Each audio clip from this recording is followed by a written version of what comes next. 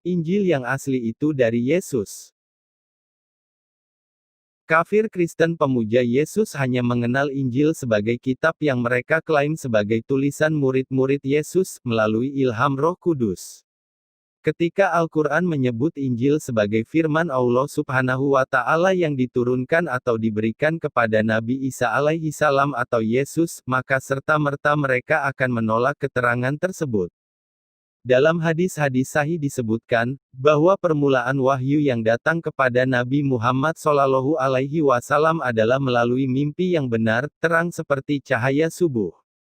Kemudian kepada Nabi Muhammad Shallallahu Alaihi Wasallam dianugerahi kecintaan untuk menyendiri.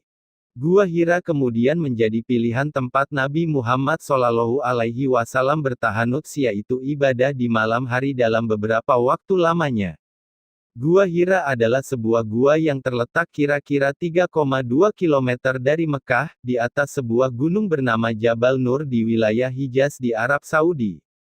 Gua itu sendiri hanya berukuran panjang 3,7 meter, lebar 1,6 meter dan tinggi gua itu ialah 2,7 meter.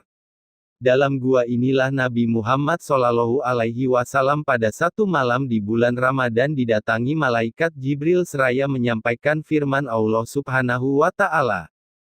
Yang dilakukan Nabi Musa alaihi salam ketika hendak menerima Taurat tidak jauh berbeda dengan yang dilakukan Nabi Muhammad Shallallahu Alaihi Wasallam.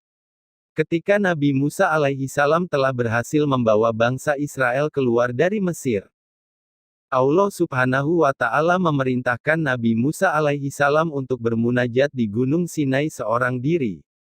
Mendekatkan diri, membersihkan hati dan jiwa dengan banyak ibadah serta berpuasa selama 40 hari 40 malam.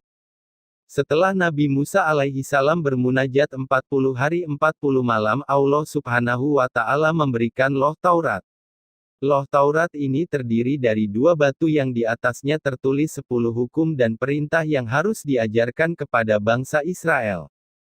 Munajat yang pernah dilakukan Nabi Muhammad Shallallahu Alaihi Wasallam dan Nabi Musa alaihi salam ternyata juga pernah dilakukan oleh Yesus di dalam Bible Perjanjian Baru.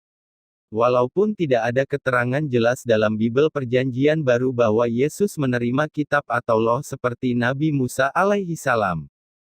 Namun dengan adanya ayat yang mengisahkan Yesus juga bermunajat seperti halnya Nabi Muhammad Shallallahu Alaihi Wasallam dan Nabi Musa alaihi salam, dapat disimpulkan bahwa Yesus juga menerima kitab atau firman Allah Subhanahu wa Ta'ala. Ayatnya dapat Anda baca di bawah ini. Di padang gurun itu ia tinggal 40 hari lamanya, dicobai oleh iblis. Ia berada di sana di antara binatang-binatang liar dan malaikat-malaikat melayani dia. Sesudah Yohanes ditangkap datanglah Yesus ke Galilea memberitakan Injil Allah, katanya, waktunya telah genap, kerajaan Allah sudah dekat. Bertobatlah dan percayalah kepada Injil. Markus pasal 1 ayat 9-15. Pada saat Yesus selesai dibaptis, Roh turun kepada Yesus dan membawanya ke padang gurun seorang diri, untuk mengasingkan diri bermunajat dengan berpuasa 40 hari 40 malam sebagaimana pernah dilakukan Nabi Musa alaihi salam sebelum menerima Loh Taurat dari Tuhan. Di padang gurun itu pula Yesus diuji kesabarannya oleh iblis.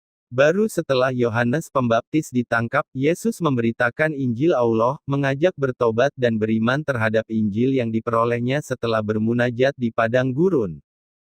Pada ayat lain, Yesus dalam doanya kepada Tuhan berkata, bahwa firman dari Tuhan Injil, yang telah ia terima sudah disampaikan oleh Yesus dan telah diterima oleh umatnya yang beriman. Doa Yesus tersebut dapat Anda baca sendiri dalam Bible Perjanjian Baru, tepatnya di Yohanes pasal 17 ayat 8-26. Jadi sangat tepat apa yang telah diinformasikan oleh Al-Quran, bahwa Injil adalah kitab atau firman Allah Subhanahu wa Ta'ala yang diturunkan, diberikan atau diwahyukan kepada Nabi Isa alaihi salam.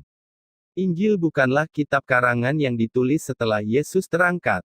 Yang dikarang oleh orang-orang tidak dikenal, kemudian diatasnamakan murid-murid Yesus agar kitab-kitab Injil karangan tersebut diakui otoritasnya. Injil adalah firman Allah Subhanahu wa Ta'ala yang disampaikan atau diwahyukan kepada Nabi Isa alaihi salam.